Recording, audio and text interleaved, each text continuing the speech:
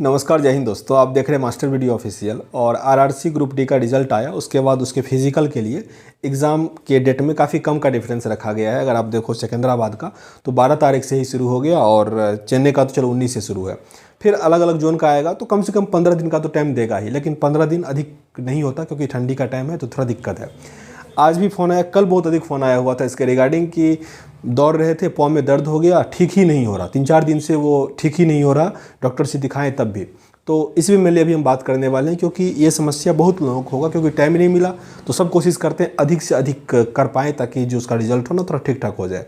पर हमेशा ये नहीं होता कि अगर आप अधिक मेहनत करते हो रिजल्ट अच्छा ही आता है, कभी कभी ये निगेटिव ही हो जाता है। तो कैसे क्या करना चाहिए इस पर भी हम मेनली बात करने वाले हैं। सबसे पहली बात तो जो आप दौड़ते हैं तो वो जैसे रोड होता है ना, ढलाई या फिर पिचिंग वाला रोड, उस पर नहीं दौड़िए, वो आपके हड्डी को बर्बाद करेगा, जर्क करेगा। हाँ, जो पहले से दौड़ते रहते हैं उनके लिए वो हार्म नहीं करता, उनका वो आदत हो जाता है। जैसे अभी हमारे आर्मी लोग जो दौड़ते हैं सुबह को 5-10 किलोमीटर, तो उन लोगों को रोड पे ही दौड़ाया जाता है, तो उन लोगों का ठीक है, उन लोगों का आदत बन गया है।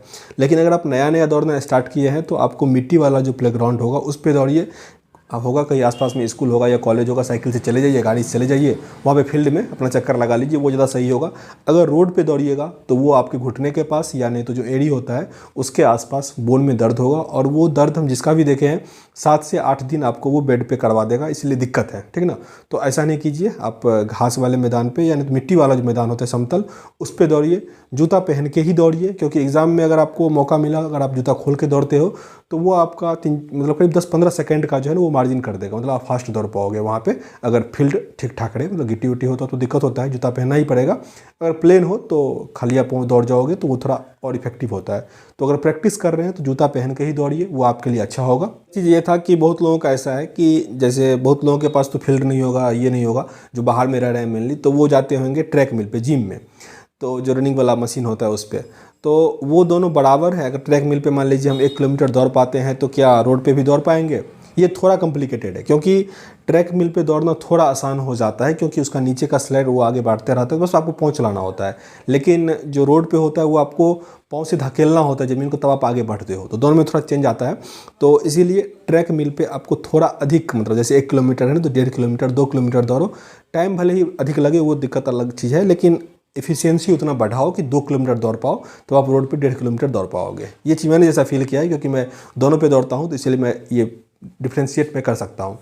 अब एक बात आता है कि दौड़ते टाइम में क्या होता है कि पाँव में दर्द होता है या फिर थकते हो। 2 रीज़न की वजह से आप अधिक दूर नहीं दौड़ पाते हो। एक तो होता है थक जाना, हांफने लगना, और दूसरा होता है कि पाँव में दर्द। तो देखिए, हांफने वाला चीज़ को आप थोड़ा बहुत कंट्रोल कर सकते हो, बहुत अधिक नहीं पर थोड़ा बहुत, बात करेंगे उस पर भी। पाँव वाले में क्या होता है कि अगर आपको थोड़ा भी दर्द हो तो आप रुक जाइए।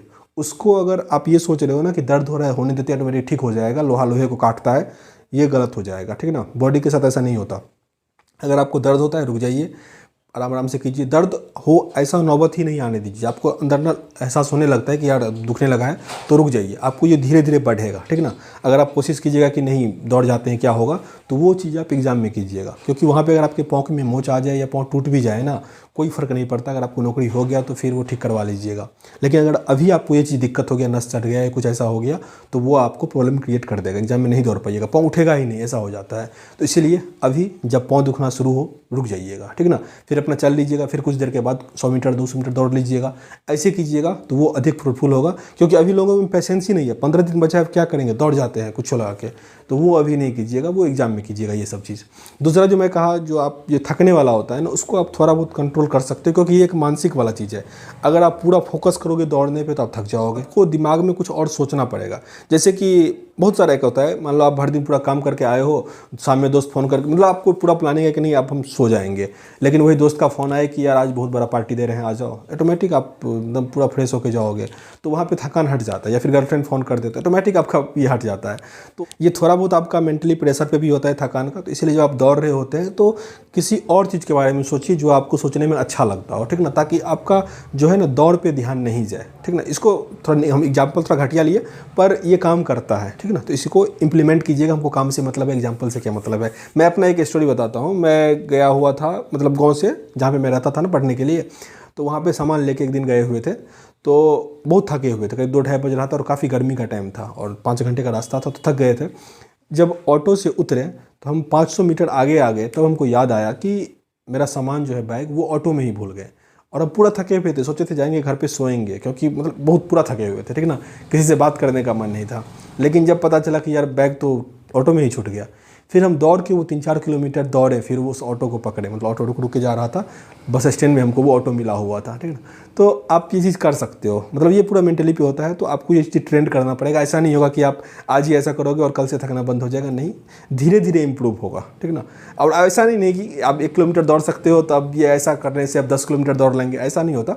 हाँ, 2 किलोमीटर 1.5 किलोमीटर तो दौड़ सकते हो, थोड़ा बहुत इंप्रूवमेंट होता है। तो ये ट्राई कीजिएगा और आराम से कीजिएगा, बहुत हड़बड़ाइएगा नहीं तो गड़बड़ा जाता है। और कोई दवाई ववाई ऐसा नहीं कीजिएगा। और फिर जो टाइमिंग होता है दौड़ने का, क्योंकि अगर आप देखो तो 4 बजे से सुबह से ही दौड़ने का कर दिया है, तो थोड़ा अपने आप को ढालिएगा कि सुबह में भी दौड़ पाएँ, शाम में भी दौड़ पाएँ, जब भी आपको टाइमिंग दे आप दौड़ पाएँ। साथ ही खाने पीने पे भी ध्यान देना होगा। अगर आप दौड़ रहे हैं तो खाना पीना ठीक से लीजिएगा और बाहर का खाना नहीं खाइएगा, ये तो नॉर्मल चीज़ है। तो चलिए आराम से कीजिए, बस हड़बड़ाइएगा तो वो और गड़बड़ कर देता है, ठीक ना। तो चलिए इस वीडियो में इतना ही, मिलते हैं नेक्स्ट वीडियो में, तब तक के लिए जय हिंद।